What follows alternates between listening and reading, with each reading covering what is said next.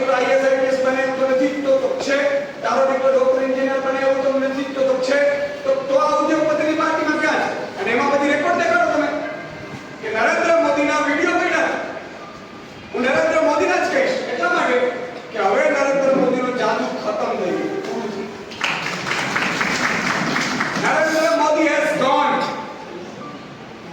આ clear cut સમજી લેજો. અને બે રીતે કોઈ પણ વ્યક્તિ હોય એ ચલાવી શકે પાર્ટી.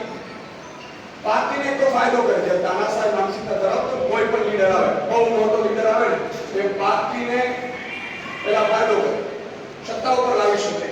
પણ એની પુરોગામી અસર એ થાય કે એ માનસિકતા ધરાવતો 1 થી 10 માં હોય એવું જ નથી.